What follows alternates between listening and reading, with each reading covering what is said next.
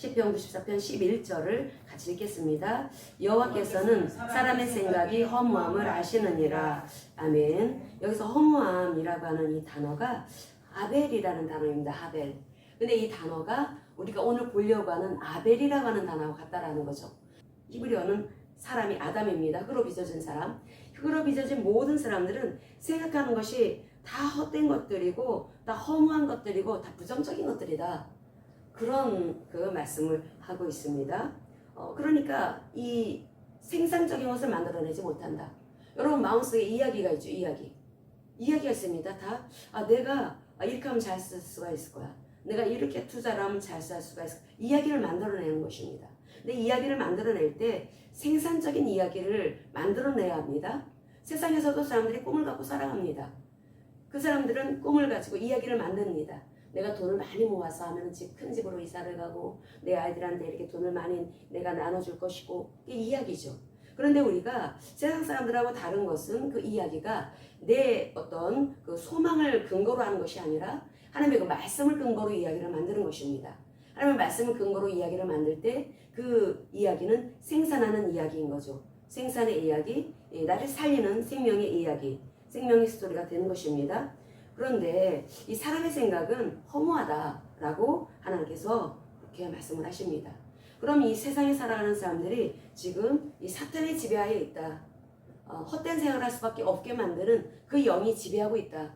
그 영이 지배하고 있는데 그러면 최초의 사람들인 아담과 하와가 죄를 범하고 나서 마귀는 어떻게 작용을 했을까?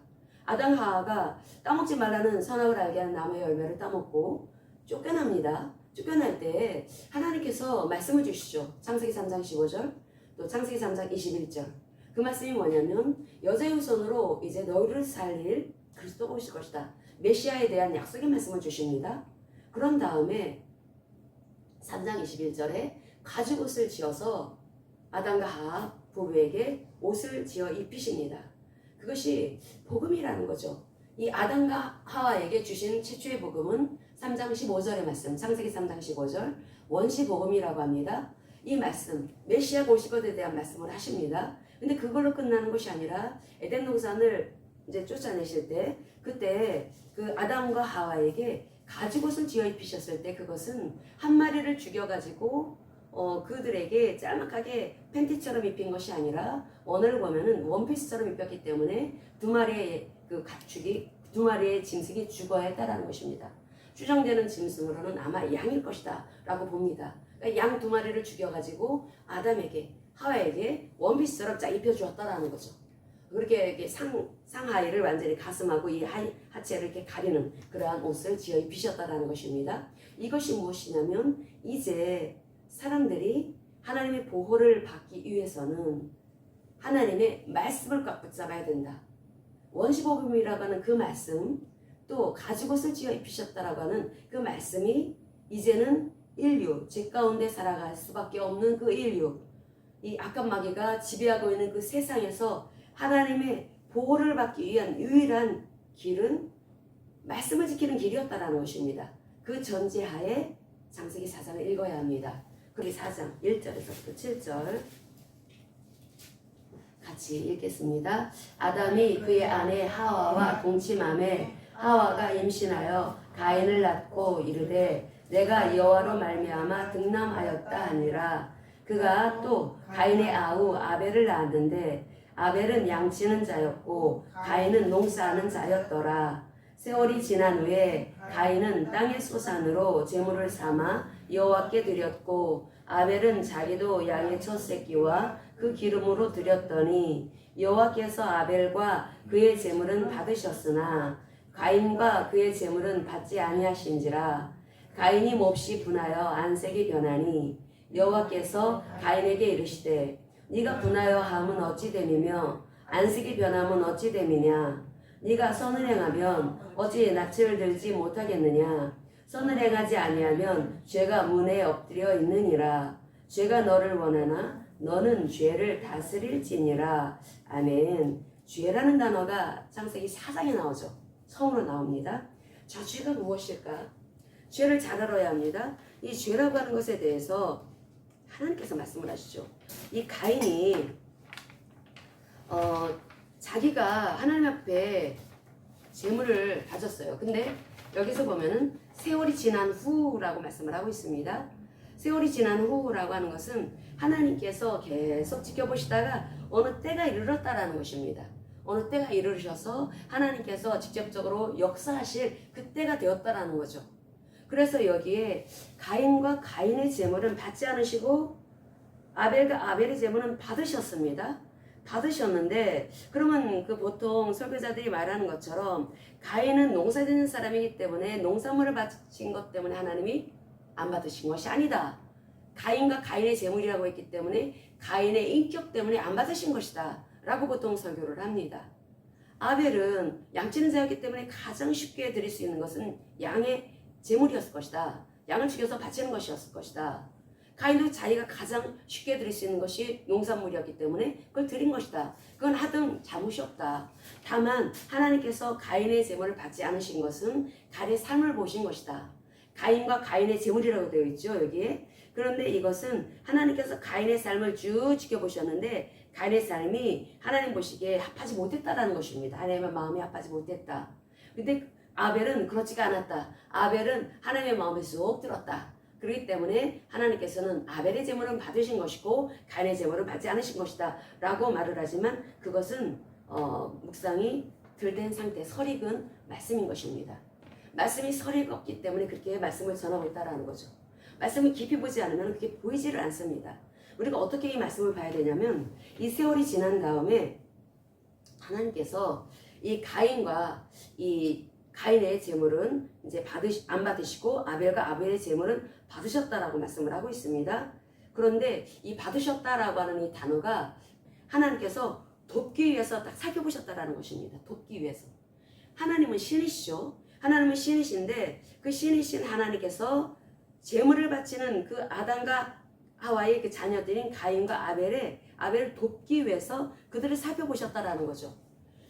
우리가 그 에덴 동산에서 쫓겨난 그 아담 부부 그리고 또 태어난 가인과 아벨 이 사람들의 그 이야기를 딱 볼 때 우리는 하나님께서 어떻게 일을 하셨는지 우리가 그냥 이 문자적인 의미만 딱 보면은 그냥 우리 눈에 그 번역되어진 한글 성경으로만 딱 읽어서는 하나님의 마음이 그다지 읽혀지지가 않습니다. 그래서 원어를 봐줘야 합니다. 원어는 그림 언어와 같습니다. 히브리어는 자음으로만 구성되어져 있다고 그랬죠. 원래 히브리어. 그런데 이 자음으로 만들어진 이 히브리어는 보통 그림 문자라고 해서 상형 문자와 같습니다. 말씀 한 말씀 한 말씀이 다 의미가 있다라는 거죠. 그런데 하나님께서 왜 아벨과 가인을 눈여겨보시면서 도와주려고 하셨을까? 그것은 이 도와주려고 하신 것이 창세기 3장에 죄를 지은 아담 부부에게 하나님께서 도와주시기 위해서 복음을 주신 것입니다. 하나님은 성품이 우리의 이 생각으로는 도저히 측량할 수가 없는 사랑을 가지신 그런 성품, 그런 사랑의 본성을 가지고 계십니다. 그러나 그분은 공의로우시죠. 그렇기 때문에 죄를 지은 인간이 에덴 동산에 머물러서는 안 되었습니다. 그래서 그곳에서 아니면 생명나무의 열매를 따먹게 되면은 그 죄 지은 상태에서 영원토록 살 수가 있으니까 하나님께서는 그래서 에덴 동산을 폐쇄시킬 수밖에 없으셨다라는 거죠. 그래서 쫓아내십니다. 쫓아내실 때 창세기 3장 15절 복음을 주시고 원시 복음이라고 하죠. 그리고 창세기 3장 22절 가죽옷을 지어 입히시면서 그들을 내쫓아 주셨다라고 하는 것은 이제 이 아담 부부, 이 아담의 가족들이 살 길은 하나님의 보호를 받으며 살아야 될 길밖에 없는데 그 길이 어떻게 해서 열리냐면은 하나님 앞에 예배 드리는 것으로 열린다라는 것입니다. 예배를 드리는 것.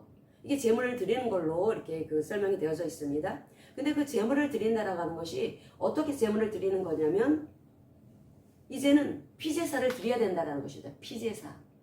아담과 하와가 죄를 짓고 나서 하나님의 은혜, 하나님의 호의를 입기 위해서는 하나님이 쳐주신 그 보의 울타리 안에 있어야 되는데 그 울타리 안에 있는 유일한 길, 하나님의 보호를 받을 수 있을 유일한 길은 단 하나, 피제사를 드려야 된다라는 거죠. 그 피제사가 무엇입니까? 가죽옷을 지어 입히셨다라고 하는 그 메시지 안에 다 담겨져 있습니다.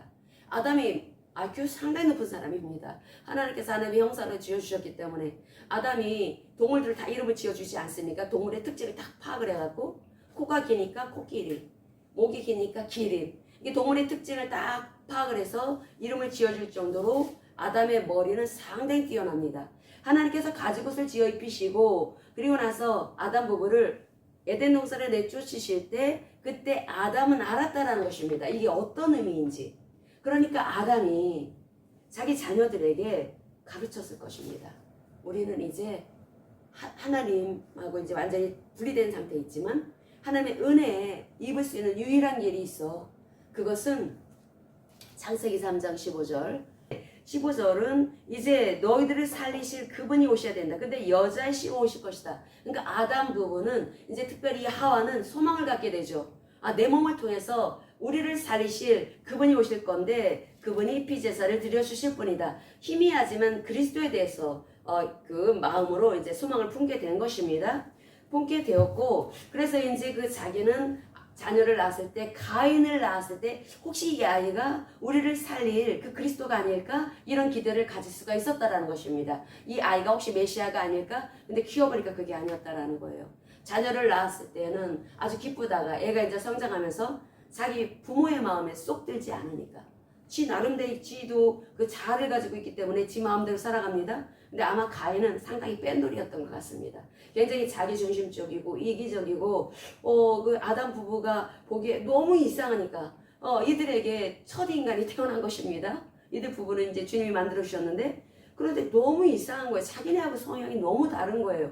근데 이제 그러다가 보니까 죄가 이렇게 무서운 거구나 라고 하는 것을 알게 되므로써 또 두 번째 아이가 태어나니까 그 아이의 이름을 아벨, 허무하다, 헛되다 라고 하는 이름을 짓습니다. 그러면서 이제 이 아이들에게 하나님 앞에 나아가는 길, 하나님의 호의를 입는 길, 하나님의 보호를 받는 그 길은 피제사를 드리는 길밖에 없다 라고 하는 것을 분명히 가르쳤을 것으로 보입니다. 근데 아담이 가르쳤을 것인데 가인은 듣지 않았다라는 거죠. 나는 농사 짓는 사람이니까 내 농산물 그냥 하나님 앞에 드릴 거야. 말을 듣지 않았다라는 거죠. 그 예배를 그때 한 번 딱 드린 거겠습니까? 항상 하나님 앞에 이 제물을 바쳐야 되는 것에 대해서 분명히 가르침을 받았을 것입니다. 그런데 그렇게 농사물을 드린다 하더라도 특별하게 하나님이 내가 그것을 받았다라고 하는 그런 사인이 없었습니다. 그러니까 계속 가인은 농사물을 바쳤다라는 거죠. 그 농사물을 바치는 것에 대해서 전혀 양심적으로 신앙의 양심에 그 죄책감 느끼지 않고 그냥 그렇게 살았던 사람이 가인이었다라는 것입니다. 이 가인이 이렇게 그 하나님으로부터 그 예물을 하나님이 가인의 예물을 받지 않으셨다라고 하는 거, 하나님이 가인의 제물을 받지 않으셨다라고 하는 것은 이 가인의 이 인격이 하나님의 마음에 들지 않았다라는 것입니다. 그러면 이 인격이라고 하는 우리 소위 말하는 지정의 생각과 감정과 의지 이런 이 부분이 우리가 소위 말하는 인격이라고 하는 이 부분이 어떻게 해야지 이것이 다뤄질 수가 있을까? 아벨과 가인의 인격은 분명히 다릅니다.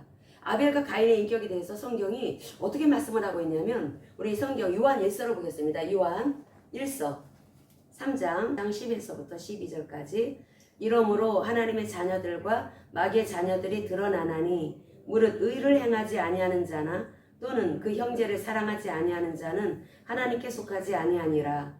우리는 서로 사랑할지니 이는 너희가 처음부터 들은 소식이라. 가인같이 하지 말라. 그는 악한 자에게 속하여 그 아우를 죽였으니 어떤 이유로 죽였느냐? 자기의 행위는 악하고 그의 아우의 행위는 의로움이라. 아멘. 이 가인이 아벨을 사랑하지 못하죠. 그 아벨은 자기 형 가인이 분명히 좋지 않은 모습으로 대했을 것입니다. 그러니까 아벨을 죽이죠. 단번에 미운 마음이 들어온 것이 아닐 것입니다.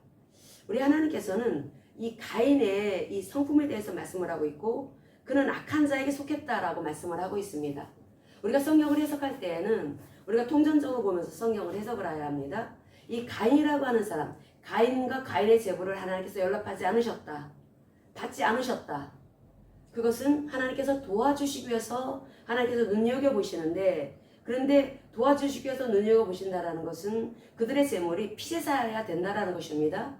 근데 가인과 가인의 제물은 피제사가 아니었다라는 거죠. 도와주실 수가 없다라는 것입니다. 가인이 그렇게 인격적으로 자기중심적이고 이기적이고 지만 알고 자기만 인정받기를 원하고 이런 그 성품을 가지고 있을 때 이 가인의 성품이 바뀔 수 있는, 구원받을 수 있는 유일한 길은 피제사를 드리는 길밖에 없었습니다. 피제사를 드리는 길이 무엇입니까? 그게 양을 잡아서 이 동생이 치는 그 양 가운데 양 하나 가져다가 거기에 대해서 양을 죽이면서 내가 이렇게 하나님 앞에 바르지 못했구나. 우리 부모가 왜 에덴 동산에서 쫓겨날 수밖에 없었는지, 하나님 말씀을 어긴 그 결과가 이렇게 끔찍하구나. 우리 엄마 아빠는, 우리 아담과 하와는 참 성품이 그래도 괜찮은데, 그래도 하나님을 이렇게 하나님의 속성을 닮은, 하나님의 본성을 닮은 성품으로 빚어졌기 때문에 이 가인하고는 다를 것입니다. 이 아담과 하와 부부는 비록 하나님의 말씀을 어겨서 쫓겨났다 하더라도, 그래서 그 죄로 인해서 변병 일색이고 핑계 일색이고 자기 정당하는 데 있어서 예전에 보이지 않은 그런 모습을 보인 죄인이었다 할지라도 이렇게 가인처럼 악한 모습은 보이지 않았을 것입니다. 그런데 이 피제사를 하나님께서 요구하시는 것은 우리 마음 안에 하나님과의 관계를 깨버리고 이웃과의 관계, 가장 가까운 이 아담의 가족들의 이 가족과의 관계, 형제와의 관계를 깨버리는 그 무언가가 내 안에 있기 때문에, 내 인격 속에 있기 때문에 하나님께서는 피제사를 요구하신다라는 것입니다. 그게 가죽옷을 지어 입히신 하나님의 목적이라는 거죠. 하나님께서 우리에게 가죽옷을 아담과 하와에게 가죽옷을 지어 입히신 것은 그들이 살아가는 그 삶, 날마다 그 삶에 생각과 감정과 의지가 이제는 아주 황량한 세상을 살아가야 합니다. 아까 마귀가 호시탐탐 노리는 그 세상 속에서 인생을 살아가게 될 때 얼마나 힘이 들겠습니까? 그동안에 에덴 동산에서 누렸던 그런 그 기쁨과 행복감은 없습니다. 이제 날마다 내가 수고해야지 벌어먹고 살 수가 있다라는 거죠. 그런 참으로 아주 굉장히 핍절한 그런 그 삶 속에 있는 이 아담과 하와, 또 그곳에 이제 부부 밑에 자라는 가인과 아벨, 그러니까 산다라는 것이 참 쉽지 않다라는 것입니다. 그런데 그 가운데 가인은 자기 그 성품을 다뤄나가지를 못했고 아벨은 아마 다뤄나갔을 것으로 보입니다. 그런데 여기에 대해서 우리가 히브리서를 보겠습니다. 히브리서 11장 4절, 히브리서 11장 4절 아벨 이야기가 나옵니다. 히브리서 11장 4절 읽겠습니다. 믿음으로 아벨은 가인보다 더 나은 제사를 하나님께 드림으로 의로운 자라 하시는 증거를 얻었으니 하나님이 그 예벌에 대하여 증언하심이라. 그가 죽었으나 그 믿음으로써 지금도 말하느니라. 아멘. 아벨이 가인보다 더 나은 제사를 드렸다라고 성경은 말씀을 하고 있습니다. 그러면 아벨이 가인보다 더 나은 제사를 드린 것이 믿음으로 드린 것이다 라는 말씀을 하고 있다는 거죠. 이 믿음이라고 하는 것은 하나님을 신뢰하는 것입니다. 하나님의 말씀을 신뢰하는 것입니다. 그러면 우리가 이 짧은 이야기, 창세기 3장과 창세기 4장, 우리가 7절까지 보는데 그 짧은 스토리 속에서 어떤 믿음을 볼 수가 있을까? 하나님을 신뢰해야 된다라는 거죠. 창세기 3장 15절, 창세기 3장 21절, 그 메시아가 오실 것에 대한 말씀, 원시복음과 또 가죽옷을 지어 입히신 하나님의 그 마음을 이제는 살펴서 하나님을 신뢰한다면 이제 아담 가족들이 어떻게 살아가 될 것인지 그 이야기가 나올 수밖에 없습니다. 이제 우리는 하나님을 의지해야 돼. 이 황량한 세상을 살아갈 때, 이 참으로 핍절한 이러한 이 세상을 살아갈 때 내가 기경을 해야지 먹고 살 수가 있는 것이고, 내가 노동을 해야지, 내가 수고를 해야지 먹고 살 수가 있게 되는 것입니다. 이게 얼마나 삶이 힘들어집니까? 그런데 그 힘들어진 삶 속에서 날마다 나의 입에서 나오는 말들, 내 마음속에서 벌어지는 일들을 보니까 내 생각과 감정과 의지가 이 색깔이 완전히 막 바뀌는 카멜레온과 같았다라는 거죠. 어느 때는 좋았다가, 어느 때는 나빴다가, 어느 때는 변덕 부렸다가, 이런 마음이 속에서 일어나는데, 그러니까 우리가 하나님 앞에 하나님의 호의를 받기 위해서, 하나님의 보호를 받기 위해서는 반드시 피제사를 드려야 되겠구나 라고 하는 것을 아담은 그래서 아이들한테 말했을 것이고, 근데 그 아버지를 통해서 들려주는 그 메시지를 그 귀담아 들은 사람은 아벨이었고, 가인은 그냥 귓속으로 들었다라는 거죠. 내가 드리긴 드립니다. 예배를 드리기는 드립니다. 그런데 그냥 가인은 자기 농사 지은 걸로 그냥 대충 드렸다는 것입니다. 하나님께서 그런데 어떤 것을 인정해 주셨냐? 하나님께서는 이 피제사를 드린 아벨의 제사를 믿음의 제사로서 받아들여 주셨다. 이 피제사가 하나님의 마음에 합한 제사다 라고 하는 것을 말씀을 하고 있다는 것입니다. 아벨이 생축으로 드린 그 피제사, 이 피제사가 왜 필요할까? 우리 지정의를 다스리는 데 있어서 이 피제사가 필요하다는 것입니다. 제가 금요일날 저녁에 여기서 기도를 하는데 밤에 심야 때 하나님께서 그런 깨달음을 주시더라고요. 너들의 그 지정의가 하나님의 말씀으로 계속 바뀌어져 나가지 못하게 태를 게 있다는 것입니다. 우리가 세상을 살아가면서 회방하는 요소가 있다는 거죠. 회방하는 요소들이 그게 보면은 자기가 아끼는 그런 것들, 그것을 술 먹지 마. 그러면 이제 거기에 대해서 막 이게 변명할 구실이 되어 있죠. 뭐 너 담배 피지 마. 너 게임하지 마. 왜 그것은 하면 안 되니까. 그런데 이제 우리가 이제 그런 것은 눈으로 보여지는 거지만 사실 이 마음 속에 있는 어떤 욕망, 어떤 욕구, 내 안에 나도 모르는 그런 것들이 있을 수가 있습니다. 그런데 그것을 내가 그런데 그걸 버리지 못하고 있는 게 있다라는 거죠. 뭐 술, 담배, 게임 이런 건 눈으로 보여지니까 자기 본인도 압니다. 본인도 알기 때문에 우리가 눈으로 보여지는 것은 자기가 압니다. 그러니까 고치려고 하죠. 그런데 메시지 속에서 설교하길 원치 않는 죄가 있다라는 거죠. 저 설교 듣기 싫어 라고 하는 게 있다라는 것입니다. 그리고 특별히 이 죄는 핑계댈 준비가 되어 있는 죄라는 것입니다. 어떤 이 메시지 중에서 이 죄를 딱 찝는 그런 메시지가 딱 나가게 되면은 그거 딱 해결하는 것이 아니라 나는 그럴 수밖에 없습니다. 핑계댈 준비가 되어 있는, 항상 방어할 준비가 되어 있는 죄. 난 누가 어떤 것을 딱 찝을 때 그걸 듣기 싫어할까? 너가 지금 숨기고 싶어 하는 거야. 너 듣고 나는 거 싫어하는 거야. 그러면 항상 핑계댈 준비가 되어 있고 항상 방어할 준비가 되어 있는 그런 죄가 있게 되면은 우리가 이 지정의 관리가 제대로 안 된다는 것입니다. 우리의 생각과 감정과 의지가 이렇게 환한 빛 가운데서 계속해서 밝은 빛 가운데 하나님의 보호를 받고 하나님의 도우심을 받으면서 영적 분별력을 갖고 이 때를 살아가야 되는데 이 때를 갖게 되면 여전히 어둠이 작용한다라는 거죠. 하나님께서 그런데 금요일날 그 심야 기도 때 그래서 그 어둠이 여전히 드리워져 있는 부분이 있는데 그곳을 피제사를 드려야 된다라는 말씀을 하시더라고요. 피제사. 이 피제사를 드려야 된다. 피제사가 필요하다. 하나님께서 그러니까 보혈이 필요하다라는 것입니다. 보혈. 예수 그리스도의 보혈. 이 보혈을 뿌리고 바르고 덮는 것. 립 서비스로 끝나는 것이 아니라 내가 이것이 하나님 원치 않으시는 죄라고 하는 것을 발견할 수 있어야 된다는 것입니다. 하나님 원치 않으시는 내가 아끼는 죄가 무엇일까? 남몰래 하는 죄. 이게 무엇일까? 하나님만 아시죠. 본인과 하나님. 또 본인은 모를 수도 있습니다. 그런데 그 죄가 있음으로 인해서 우리는 계속 영적 분별력을 잃게 되고 우리 이 마지막 때에 분별력을 가지고 나가야 되는데 분별력을 잃어버리면서 나가게 되면은 우리가 그러면 뭐 군사로서의 일을 할 수가 없게 되는 것입니다. 이 가인이 아벨의 제물을 하나님께서 아벨과 아벨의 제물은 받으시고 가인과 가인의 제물은 받지 않으셨습니다. 그러면 이 받지 않으셨다라는 것을 어떻게 알았을까? 가인이 왜 그렇게 화를 냈을까?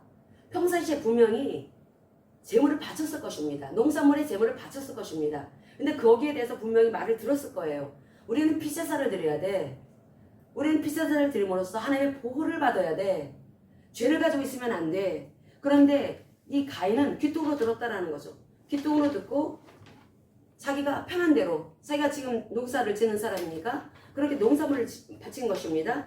그런데 하나님께서는 이 어떤 재물이 필요하기 때문에 농산물이 필요하기 때문에 하나님께서 뭐 어떤 양이 필요하기 때문에 그거 바치라고 하는 것이 아닙니다. 특별히 창세기 4장 7절에 굉장한 메시지가 들어있습니다. 우리 창세기 4장 7절 다시 한번 읽겠습니다. 4절에서 7절까지 읽을까요? 같이 읽겠습니다. 아벨은 자기도 양의 첫 새끼와 그 기름으로 드렸더니 여호와께서 아벨과 그의 제물은 받으셨으나 가인과 그의 제물은 받지 아니하신지라. 가인이 몹시 분하여 안색이 변하니 여호와께서 가인에게 이르시되 네가 분하여 함은 어찌 됨이며 안색이 변함은 어찌 됨이냐. 네가 선을 행하면 어찌 낯을 들지 못하겠느냐. 선을 행하지 아니하면 죄가 문에 엎드려 있느니라. 죄가 너를 원하나 너는 죄를 다스릴지니라. 아멘. 우리가 여기에서 이 히브리어는 그림 언어처럼 이게 상형 문자로 되어 있다고 했습니다. 원래 언어가. 여기서 특별히 4장 7절에 보면은 얼마나 이 간이 씩씩거리고 있는지, 이 가인이 6절에서 네가 분하여 함은 어찌 됨이며 안색이 변하면 어찌 됨이냐. 지금 안색이 변했다라고 하는 것은 가인의 얼굴이 굳어졌다라는 것입니다. 기분 되게 나빴다라는 거죠. 기분이 더러웠다라는 것입니다. 왜? 자기의 재물을 받지 않으시니까. 그러면 재물을 받았다라고 하는 것을 얘네들이 어떻게 알았을까? 이것을 하나님께서 아마 불을 던져주셨을 것이다 라고 봅니다. 그러니까 평상시에는 보통 그런 일이 벌어지지 않다가 세월이 흐른 다음에 하나님께서 이 아이들의 이 가인과 아벨의 신앙을 하나님께서 확실하게 보시는 그 날이 왔다라는 거죠. 그래서 그 날에 하나님께서는 아벨과 아벨의 재물을 받아주시는 그 표로다가 불을 던져주셔가지고 태워주셨다라는 것입니다. 그런데 가인과 가인의 재물은 그냥 그대로 있었다라는 거죠. 근데 그것을 통해서 가인과 가인의 재물이 받아들여지지 않은 것을 통해서 가인이 얼마나 이 지정의 특별히 감정이 분했다라는 것입니다. 감정이 너무너무 분해가지고 폭발을 했다라는 거예요. 감정이 폭발을 해갖고 아주 막 더 그러잖아도 싸가지가 없는 가인이 아주 막 마음이 더 극도로 극심한 그 폭발하는 감정이 되어가지고 얼굴도 굳어질 정도로 자기 감정을 다스리지 못하는 상태에 하나님께서 나타나십니다. 하나님께서 가인에게 나타나셨다라고 하는 것은 하나님께서 에덴 동산에서 아담 부부를 쫓아내셨다 하더라도 여전히 하나님은 다가오시고 있었다라는 것입니다. 하나님께서는 계속 나는 너희들과 함께 해야 돼. 너희들 나를 떠나서 살 수 없어. 왜냐하면 아까마귀가 계속 얘네들을 계속 지배할 테니까. 그러니까 하나님께서는 얘네들이 아까마귀의 지배를 받으면 살 수가 없으니까 하나님은 이 아이들에게 살 길인 그 피제사를 드리는 그 길로 열어주심으로 인해서 하나님이 그 보호의 울타리 안에서 이 아이들을, 이 아담 가족들을 보호해 주시려고 했다라는 거죠. 그런데 그것을 이 가인은 믿음으로 취하지를 못하고 그 자기 거 안 받아줬다고, 아벨 거 받아줬다고 막 화가 납니다. 감정이 폭발을 합니다. 감정이 폭발을 해갖고 감정을 다스릴 수 없는 상태가 됩니다. 감정을 다스릴 수 없는 상태가 되니까 하나님께서 나타나셔서 네가 선을 행하면 어찌 낯을 들지 못하겠느냐 라고 하는 말씀을 하십니다. 그리고 선을 행하지 아니하면 죄가 문에 엎드려 있느니라. 마치 죄를 하나의 존재처럼 이렇게 말을 하죠. 인격체처럼 말을 합니다. 죄가 문에 엎드려 있느니라. 죄가 너를 원하나 너는 죄를 다스릴지니라 라고 하는 말씀을 하고 있습니다. 하나님께서 가인에게 지금 가인이 이 감정이 컨트롤이 안 되는 상태에 있다라는 거죠. 이 시기심 때문에 자기 거는 받아들이지 않고 아벨 거는 받아들였기 때문에 감정이 특별히 어떤 부분, 시기심, 질투심 이게 올라왔다라는 것입니다. 그러니까 사람의 이 감정이 어떻게 움직이는지를 봐야 합니다. 시기 질투가 이렇게 무서운 거구나. 이 시기심이 막 극도로 이렇게 완전히 팽창을 하니까 사리까지 느꼈다라는 거죠. 좀 죽여버리리라. 이런 마음을 가지고 있는 가인에게 하나님께서 나타나셔가지고 너 그래 왜 안색이 변했어? 너 왜 이렇게 분해하는 거야? 원을 보면 너 이렇게 감정이 폭발을 했냐? 너 이렇게 얼굴이 굳어졌냐? 이 말씀을 하고 있다라는 거죠. 그러면서 하시는 말씀, 네가 선을 행하면 어찌 낯을 들지 못하겠느냐. 이 선을 행한다, 선을 행하지 않는다. 이게 굉장한 메시지인 것입니다. 네가 선을 행하면, 그러니까 네가 옳은 상태에 있다면, 다시 말하면 네가 의롭다면, 하나님께서 의롭게 받아주시고 있다면 너는 네가 어떻게 해서 낯을 들지 못하겠느냐. 이 낯을 든다라고 하는 것도 알아야 합니다. 이 가인이 하나님의 말씀을 따라서 피제사를 드렸다면 낯을 들 수가 있었습니다. 그런데 이 낯이라고 하는 것이 뭐냐면 하나님께서 용납해 주시는 상태입니다. 하나님께서 용납해 주시는 상태가 낯을 들은 상태라는 거죠. 그러니까 아벨도 이 가인과 같은 형제가 있을 때 얼마나 속에서 수생애질을 했겠습니까? 피제사를 드리면서 자기 마음을 컨트롤했다라는 것이죠. 자기 마음을 다스렸다라는 거죠. 그러다 보니까 인격이 점점 달라지고 그 미워하는 마음, 형제에 대한 그 가인에 대한 미워하는 마음도 이제 사그라들고 그러면서 오히려 불쌍히 여기는 마음이 들었겠죠. 아벨이 피제사를 통해서 형을 불쌍히 여기는 마음까지 이제 갖게 되는 것입니다. 그런데 그 피제사를 통해서 온 하나님의 은혜라는 것입니다. 그것은 전적으로 하나님이 베풀어 주신 그 피제사를 드려라라고 하는 가죽옷을 지어 입히시면서 피제사를 드릴 것을 요구하신 것에 대해서 그대로 순종을 할 때 아벨에게 임한 은혜였다라는 거죠. 그래서 아벨의 제물을 하나님께서 기쁘게 받으신 것입니다. 받으셔서 불로 화답을 해주셨죠. 그래 나는 너를 기쁘게 받는다. 나는 너의 삶을 항상 기쁘게 받고 있다. 삶이라고 하는 것은 날마다 날마다가 쌓여서 삶이 되는 것입니다. 이제 음력으로 새해가 시작이 됩니다. 날마다 또 하루하루 쌓여지게 될 것입니다. 날마다 하나님께서는 우리에게 요구하신 것이 너의 지정과 산재물이 되어야 한다. 이 산재물이 되어져야 하는 것은 우리는 반드시 피제사를 드려야 된다는 거죠. 예수님께서 피제사 드리시지 않으셨습니까? 예, 드리셨는데 우리 예수님과 하나 되어진 사람입니다. 예수는 우리의 신랑이고 우리는 신부죠. 하나 되어졌기 때문에 나도 십자가에서 처리가 되어져야 된다는 것입니다. 아벨은 그렇게 처리를 했습니다. 그러니까 낫을 들 수가 있었다라는 거죠. 선을 행하니까 낫을 듭니다. 그런데 가인은 하나님 말씀하시죠. 네가 선을 행하면 어찌 낫을 들지 못하겠냐. 지금 낫을 들지 못하고 있다는 것은 하나님께 받아들여지지 못하고 있다는 것입니다. 하나님이 용납하지 못하는 상태에 있다는 것입니다. 지금 가인이 그런 상태에 있고 그것은 그 이유가 선을 행하지 못하고 있기 때문에 그것이 중단 없이 계속 그 피제사를 드리면서 자신을 다루어 나가야 되는데 그렇게 옳게 살지 못했다라는 것입니다. 의롭게 살지 못했다라는 거죠. 가인은 날마다의 삶이 그 지속적으로 살아가는 그 삶이 항상 속에서는 부정, 불만, 원망, 불평 속에서는 시기심, 질투심 이게 이글이글 타올랐던 사람이 가인이었다라는 거죠.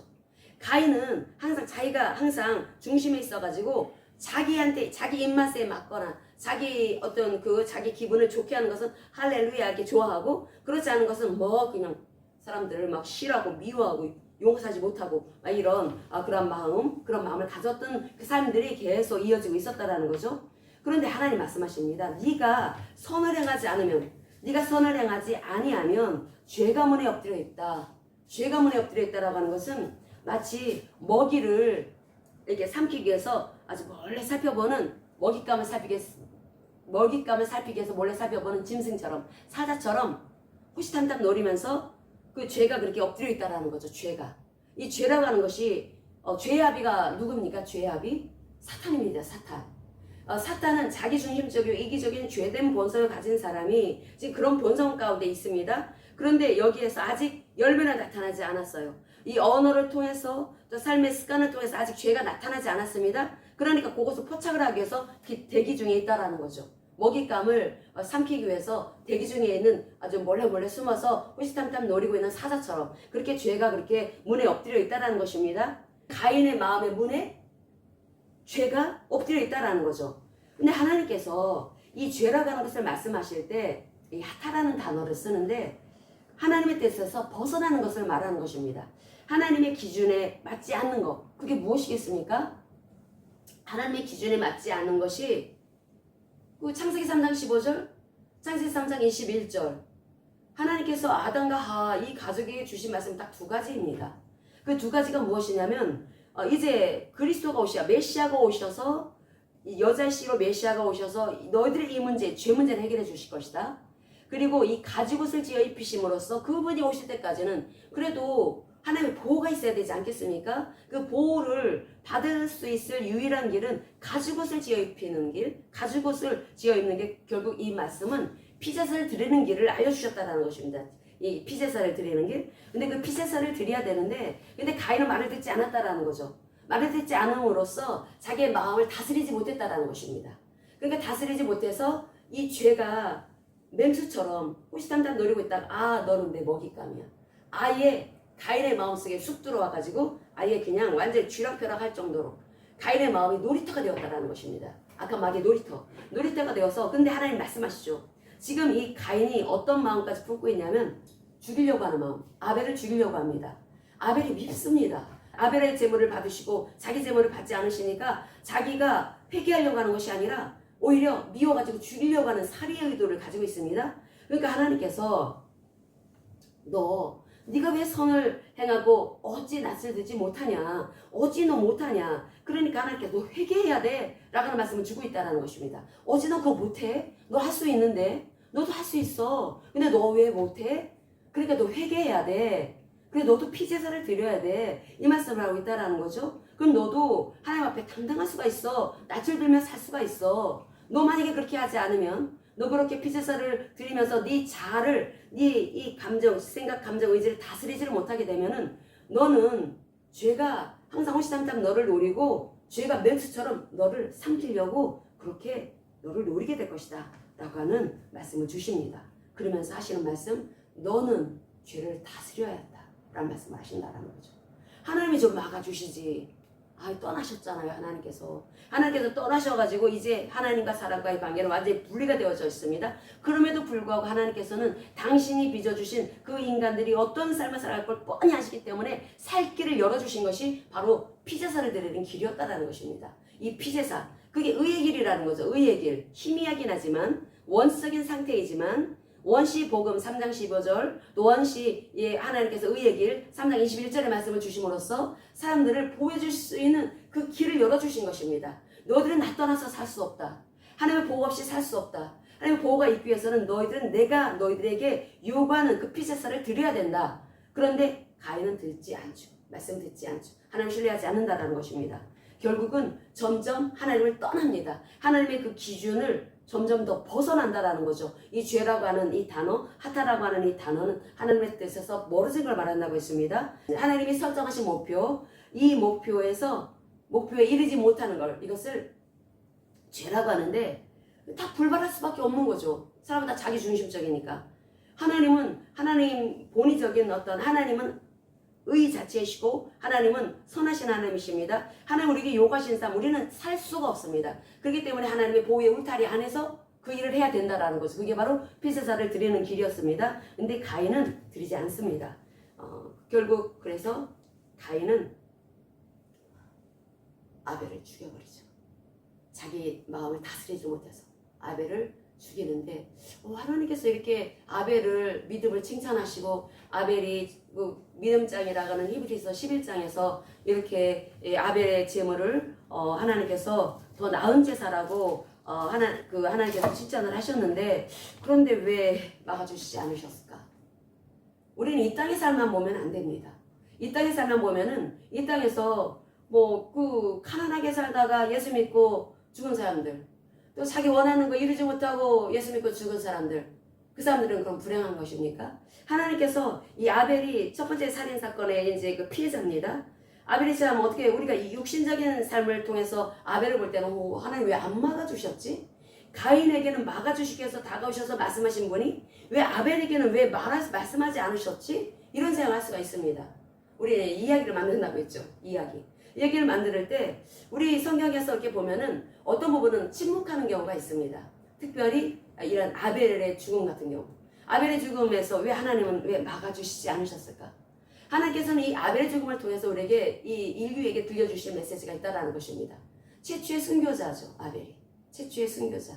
이 아벨이 최초의 순교자가 된 것은 자기가 이 믿음을 통해서 자기의 그 신앙을 통해서 그 아벨은 하나님의 말씀이 옳다라고 하는 것을 끝까지 자기는 그것을 믿음을 통해서 지켰다라는 것입니다.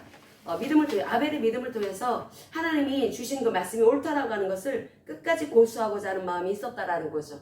하나님께서 그 기뻐 받으시는 믿음인 것입니다. 우리가 영화 속에서 아벨의 삶을 볼 때 아벨은 아주 대단한 그 위치에 있을 것입니다. 순교자, 최초의 순교자이기 때문에.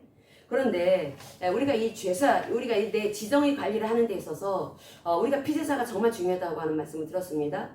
이 가인의 이야기, 아벨의 이야기는 그 옛날에 아주 태고적 얘기, 그런 얘기가 아니라 오늘날 우리에게도 꼭 들어야 될 이야기라는 것입니다.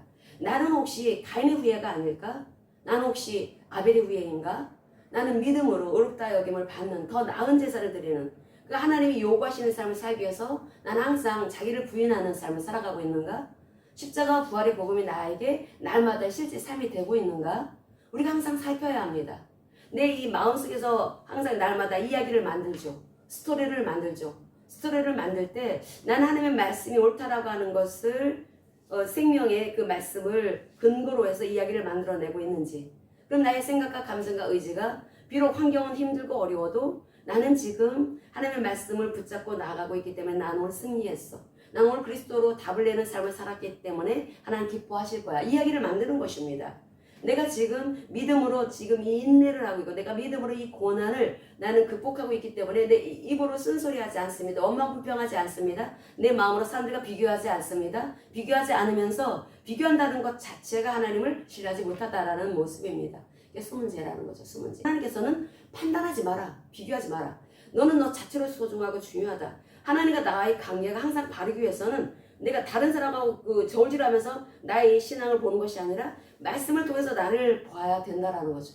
나를 볼 때 하나님께서 내가 오늘도 그리스도로 답을 냈기 때문에 내 생각과 감정과 의지가 비록 내가 원하는 환경이 못 된다 하더라도 나는 오늘 웃을 수가 있고 나는 오늘 그래서 편안할 수가 있고 이것이 다 하나님의 말씀을 내가 100% 신뢰하기 때문에 내가 내 마음으로서 얻는 하나님의 놀라운 은총이다. 내 생각과 감정과 의지가 그래서 편안합니다. 기쁩니다. 그럼으로써 우리가 이야기를 만든다라는 거죠. 내가 오늘도 이렇게 잘 살았다. 내가 이 명절 기간 사람들과 비교하지 않고 나 이렇게 잘 살았다. 하나님께서 얼마나 기뻐하실까. 하나님께서 기뻐하실 때 나는 날마다 자기 십자가에 자기를 죽일 때 난 날마다 순교의 삶을 살아가는 것입니다. 이 순교자의 삶을 살아갈 때 하나님은 얼마나 기뻐하실까. 기뻐하시기 때문에 나에게 이것도 주시겠지 저것도 주시겠지. 우리가 거기까지 나가는 것이 아니라 그건 하나님께 맡기고 그냥 우리가 오늘 해야 되는 일은 내 영혼이 잘 되어지기 위해서 내가 오늘 하나님과 아주 기쁘게 연인처럼 하나님 우리 연인이니까 하나님 우리의 신랑과 신부 사이니까 하나 된 그러한 몸으로서 하나님과 하나 되어 살아가는 이 삶 이것은 하나님께서 나에게 요구하시는 삶이 내가 오늘 이렇게 살아서 하나님 기쁘시죠? 그러면서 하나님과 대화하면서 이야기를 만들어내는 것입니다. 그런데 이렇게 이야기를 만들어내면서도 우리가 어느 때에는 이게 명절을 딱 지나고 보면은 내가 왜 그때 그 말을 했을까? 내가 왜 또 그때 그 생각을 했을까? 말은 안 했다 하더라도 내 마음속에서 왜 그런 생각이 들었을까? 그런 거 부지불식간에 지은 죄를 지을 수가 있습니다. 그럴 때 하나님께서는 어떻게 욕을 하시냐면은 회개하라 라고 말씀을 하신다라는 거죠. 가인에게 하나님께서도 회개를 요구하시고 있다는 것입니다. 회개. 네가 선을 행하면 어찌 낯을 들지 못하겠느냐. 어찌 못하겠느냐. 이 말이 너 그러니까 회개해야 돼 라고 하는 말씀이 그 히브리 원어에 담겨져 있습니다. 그러니까 하나님이 요구하시는 하나님께서 받아들여줄 수 있는 그런 삶을 살아가야 되는데 그렇게 못하고 있으니까 네 마음이 분노가 일어나지. 그렇게 못 살고 있으니까 네 안색이 변했지. 그럼 너 회개해야 돼. 만 네가 회개하지 않고 선을 행하지 않으면 그러면 피제사를 드리지 않으면 그 지정이가 그대로 있는 것입니다. 그렇게 되면은 죄가 너를 삼키게 될 거야. 악한 마귀가 너를 삼키게 될 거야. 그 같은 말씀을 하십니다. 그런데 우리는 또 부지불식간에 죄를 지으면서 내 안에 노출이 될 수가 있죠. 악한 마귀한테. 그럼 이렇게 연기가 막 시커먼 연기가 들어오겠죠. 그래 우리 어떻게 해야 될까? 회개를 해야 되는 것입니다. 근데 회개를 해야 되는데 우리가 회개에 대해서 특별히 이 창세기 이 4장에 이 가인의 이 재물은 농산물이기 때문에 하나님이 받지 않으신 거다라고 하는 것을 말씀을 하시는 그 설교자들이 꼭 들어서 인용하는 말씀이 있습니다. 이 말씀 꼭 알아야 되기 때문에 이 말씀 봐야 되겠습니다. 레위기서 5장 11절과 12절입니다. 가인의 재물이 농산물이기 때문에 하나님이 피가 없어서 안 받으신 것이 아니다. 가인의 인격이 잘못됐기 때문에 안 받으신 것이다. 그렇게 얘기를 합니다. 근데 그렇지 않습니다. 레위기서 5장 11절과 12절 같이 읽겠습니다. 만일 그의 손이 산비둘기 2마리나 집비둘기 2마리에도 미치지 못하면 그의 범죄로 말미암아 고운 가루 10분의 1 에바를 예물로 가져다가 속죄제물로 드리되 이는 속죄제인즉 그 위에 기름을 붓지 말며 유향을 놓지 말고 그것을 제사장에게로 가져갈 것이요 제사장은 그것을 기념물로 한 움큼을 가져다가 제단이 여호와의 화제물 위에서 불사를 지니니 이는 속죄제라. 아멘. 여기 끄트머리 다시 읽겠습니다. 한 움큼부터 한 움큼을 가져다가 제단이 여호와의 화제물 위에서 불사를 지니 이는 속죄제라. 아멘. 여기서 어디다 불사를 하고 되어 있어요? 이 곡식 제단이 화제물이라고 하는 것은 날마다 상번제를 드립니다. 그러니까 피제사를 드렸다라는 것입니다. 피제사를 드린 그곳에 찢어지게 가난한 사람들은 이 산비둘기 집비둘기 새끼를 드릴 형편도 못 된다라는 거예요. 근데 하나님께서는 이 죄 문제가 반드시 해결되어져야 되기 때문에 이 가난한 사람들한테도 그 길을 열어주셨습니다. 근데 그것이 무엇이에요? 곡식가루를 바치라는 거예요. 근데 그 당시에 방앗간이 있으니까 자기네가 그거를 고운 가루로 만들어야 되는데 이 고운 가루 10분의 1 에바라고 하는 양이 1.88리터입니다. 1.88리터이면은 이게 작은 양이 아니라고 하더라고요. 밀가루 2리터면 얼마나 될까요? 밀가루 굉장히 많죠. 그걸 고운 가루로 만들기 위해서는 상당히 오랜 시간이 걸린다라는 것입니다. 재 받치고 또 받치고 또 받치고 막 이러면서 고운 가루, 밀가루처럼 고운 가루가 나와야 되니까. 근데 그것이 1.88리터를 찢어지게 가난한 사람도 이거는 받쳐야 된다라고 말씀을 하십니다. 그런데 그 가루로 만들기 위해서 자기가 무슨 생각을 해야 될까요? 아, 내가 죄를 지어서 나 이렇게 내 자아가 빵구어져야 되는데, 빠져야 되는데, 이 자아, 내 생각과 감정과 의지가 내가 뻣뻣하게 살아있었기 때문에 내가 죄를 지었구나. 그러니까 이 곡식가루를 빻으면서 이 죄를 지은 이 속죄 제를 드려야 된 이 제사를 드려야 된 이 사람이 이 곡식가루를 만드는 과정 속에서 자신의 자아를 들여다 봤을 거라는 것입니다. 그걸 요구한다라는 거죠, 하나님께서. 그런데 이 곡식가루를 1.88리터를 하나님 앞에 드릴 때 이 사람의 정성을 하나님께서는 요구하십니다. 정성을 요구하시는데 거기에 기름과 유향을, 기름을 붓지 말고 유향을 놓지 마라. 이 기름이라든지 유향이라고 하는 것은 기쁨을 상징하는 것입니다. 그러니까 하나님 앞에 속죄제로 드려지는 이 곡식 제물을 드릴 때에는 아주 완전히 밀가루처럼 빻아서 드려야 되는데, 근데 거기에 다른 첨가물이 들어있어서는 안 된다.